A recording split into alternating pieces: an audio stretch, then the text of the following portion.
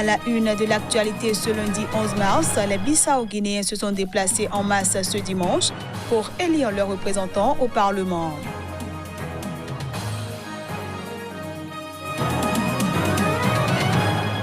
Au Soudan, l'opposante Mariam Al-Mahdi a été condamnée ce dimanche à 1 semaine de prison pour avoir tenté d'organiser une marche vers le Parlement contre l'état d'urgence imposé dans le pays. Et puis face à la gigantesque panne de courant qui plonge le Venezuela dans le chaos, l'opposant Juan Guaido entend demander ce lundi à l'Assemblée nationale de décréter l'état d'urgence.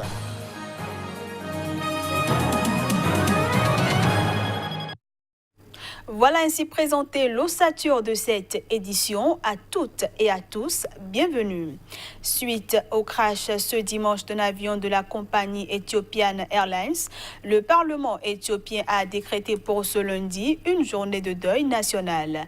Par ailleurs, l'enquête se poursuivait ce lundi pour déterminer pourquoi le Boeing 737 MAX 8 flambant neuf d'Ethiopian Airlines s'est écrasé ce dimanche à l'est d'Addis Abeba, faisant 157 morts. Sur le lieu du crash, dans un champ situé en dehors du village de Touloufara, à quelques 60 km à l'est d'Addis Abeba, des excavatrices étaient à pied d'œuvre ce lundi matin, extrayant du sol des morceaux de l'appareil. Le Boeing qui effectuait la liaison Addis Abeba-Nairobi s'est écrasé peu après le décollage.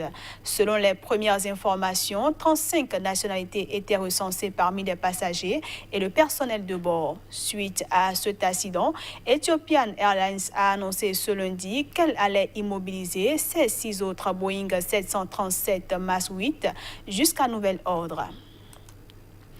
En République démocratique du Congo, le procureur général auprès de la Cour de cassation s'est vu opposer une fin de non-recevoir à sa requête relative au report des élections des sénateurs et des gouverneurs. Pour le président de la CENI, pas de report possible. Les élections doivent se tenir à bonne date. Reportage. Le mois de mars reste et demeure celui des élections des sénateurs et des gouverneurs. Le président de la CENI aura ainsi tranché dans le vif suite à un plaidoyer du procureur général auprès de la Cour de cassation. Dans sa lettre au président de la CENI, Flory Kabande-Numbi, le procureur général estime qu'il est nécessaire de reporter les prochains scrutins pour procéder à des enquêtes sur les allégations de corruption qui entourent le scrutin. Corruption visant des députés provinciaux et les candidats en lice. En plus des instructions données à la police judiciaire, le procureur général auprès de la Cour de cassation dit aussi avoir pris la décision d'envoyer de hauts magistrats dans les chefs-lieux des provinces ciblées pour superviser ces investigations. Il estime que la tenue de ces élections dans des conditions actuelles ouvrirait la voie à des contestations et violences meurtrières. Mais le président de la commission électorale ne l'entend pas de cette oreille. Le calendrier électoral reste maintenu, a affirmé Corneille Nangaa, avant d'ajouter « Nul n'a le droit de modifier le calendrier électoral, fut-il procureur général de la République ». Les élections des sénateurs sont prévues pour le 15 mars et celles des gouverneurs de province le 26 mars 2019. Les Bissau-Guinéens se sont déplacés en masse ce dimanche pour élire leurs députés. Le scrutin a pour but de sortir de plus de 3 ans de crise entre le président José Mario Vaz et le parti majoritaire de cette ancienne colonie portugaise d'Afrique de l'Ouest. Quelques 760 000 électeurs bissau-guinéens étaient appelés aux urnes ce dimanche pour un scrutin à la proportionnelle à un tour, avec pour la première fois un minimum de 36% de femmes candidates sur les listes de 21 partis en lice pour 102 sièges à pourvoir. Ils ont voté en nombre pour élire leur Assemblée nationale avec l'espoir d'une sortie de crise interminable au sommet de l'État dans ce petit pays lusophone d'Afrique de l'Ouest qui pour la première fois en plus de 20 ans achève une législature. Seuls, un peu moins de 3% des électeurs n'ont pu voter car leur nom n'était pas inscrit sur les listes sur la Commission nationale électorale, relativisant les inquiétudes soulevées sur le processus d'enregistrement qui a contribué au report de 4 mois du scrutin. Aussitôt après fermeture des bureaux de vote, le dépouillement a commencé. Les premiers résultats provisoires sont attendus de la Commission nationale électorale dans les 48 heures avant confirmation sous réserve d'éventuels recours par la Cour suprême. À l'issue de 2 semaines d'hospitalisation en Suisse pour des examens médicaux, Abdelaziz Bouteflika, le président algérien, a regagné ce dimanche l'Algérie où il fait face à une contestation inédite en 20 ans de pouvoir. Son retour a été officiellement confirmé par la présidence algérienne. Ce dimanche, des milliers de lycéens ont à leur tour défilé à travers le pays contre la candidature à un 5e mandat que brigue Abdelaziz Bouteflika le 18 avril prochain, et une partie du pays a suivi un appel à la grève générale lancé sur les réseaux sociaux. Depuis le 22 février dernier, les Algériens descendent massivement dans la rue pour demander au chef de l'État de renoncer à briguer un 5e mandat. Je le disais en titre, au Soudan, une responsable de l'opposition a été condamnée ce dimanche à 1 semaine de prison. Il lui est reproché d'avoir tenté d'organiser une marche vers le Parlement contre l'état d'urgence imposé dans le pays. Mariam Al-Mahdi a été condamnée ce dimanche à 1 semaine de prison par un tribunal d'urgence. Et ceci après avoir été arrêtée, ainsi que sa sœur, avec d'autres protestataires pour avoir tenté d'organiser une marche vers le Parlement contre l'état d'urgence imposé au Soudan par le président Omar el-Béchir. Numéro 2 du principal parti d'opposition Al-Oumma, dirigé par son père Sadek Al-Mahdi, Mariam Al-Mahdi a ensuite annoncé sur Facebook avoir refusé de payer une amende de 2000 livres soudanaises, soit 37 €, ce qui rallonge son emprisonnement à 3 semaines. Elle a été emmenée dans une prison à Omdurman, ville voisine de la capitale Khartoum.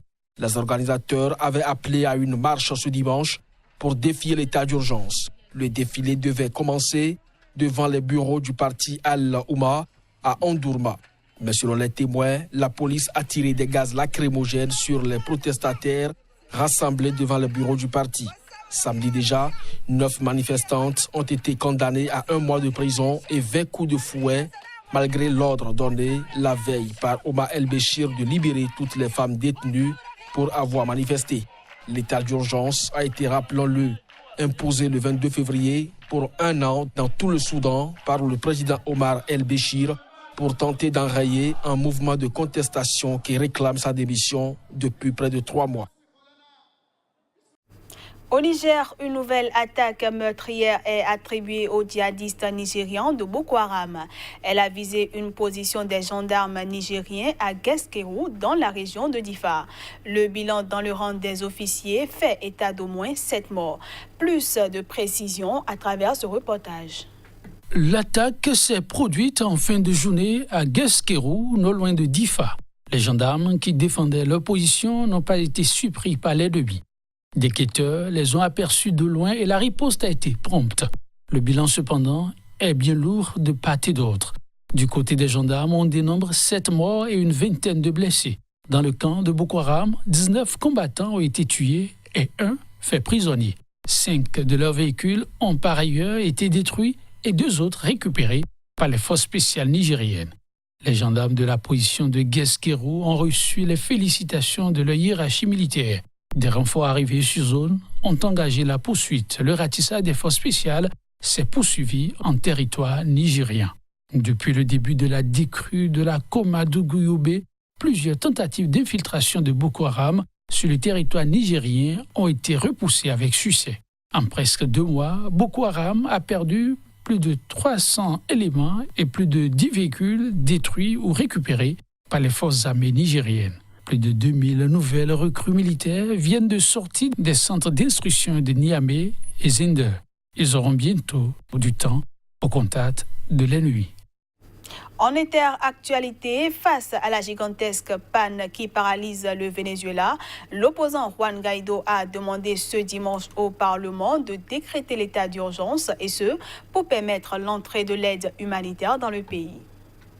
Le courant est revenu ce dimanche soir dans certains quartiers de Caracas, provoquant des clameurs enthousiastes, mais à 2 reprises déjà, vendredi et samedi, la joie avait été de courte durée. L'électricité avait de nouveau disparu après un bref retour. Face à cette situation, l'opposant Juan Guaidó a annoncé ce dimanche qu'il allait demander ce lundi à l'Assemblée nationale de décréter l'état d'urgence pour permettre l'entrée de l'aide humanitaire dans le pays.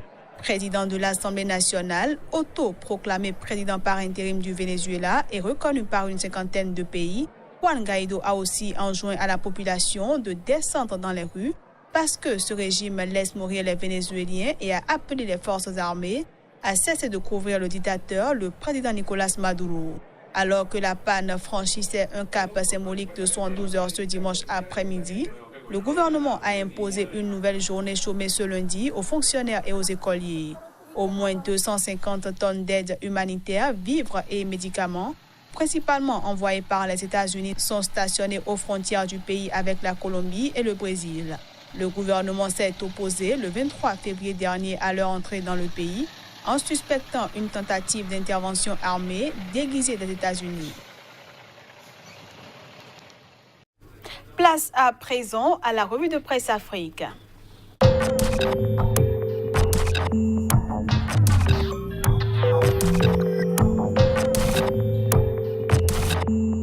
Ravi de vous retrouver en ce début de semaine pour faire le point de l'actualité en Afrique. Bienvenue à toutes et à tous. La revue de presse du jour nous emmènera au Cameroun, au Burkina Faso, au Sénégal, puis en Côte d'Ivoire, qui sera notre première destination. Élection du président de l'Assemblée nationale, Tchomba, le nouvel homme fort de l'hémicycle, écrit en manchette l'essor ivoirien. La voix originale nous apprend que des pro-AFI reviennent au FPI de Gbagbo. Gestion des entreprises publiques, Fraternité Matin nous informe que le gouvernement ivoirien a donné des orientations au DG et PCA. Direction le Cameroun, où l'œil du Sahel nous informe de l'enlèvement de 3 personnes par des hommes armés à Godega, dans le nord. On reste avec l'œil du Sahel qui prévient que les grèves sont de nouveau au programme à l'université de Ngaoundéry. Le point de la situation des 204 inculpés du MRC à lire dans le journal Le Jour. Autre escale, le Burkina Faso. Sid Ouaya nous apprend que le Danemark vient en renfort avec plus d'1 milliard de francs CFA pour lutter contre l'insécurité alimentaire. Crash d'un Boeing d'Ethiopian Airlines en Éthiopie, 157 morts, peut-on lire en première page de Sid Ouaya.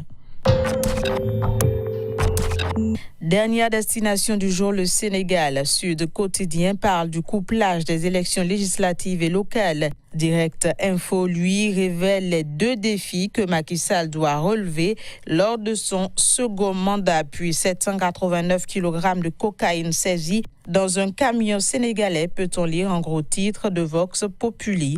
Voilà, c'est sur cette note du Sénégal que prend fin la revue de presse Afrique de ce 11 mars 2019. Merci de l'avoir suivi. À demain.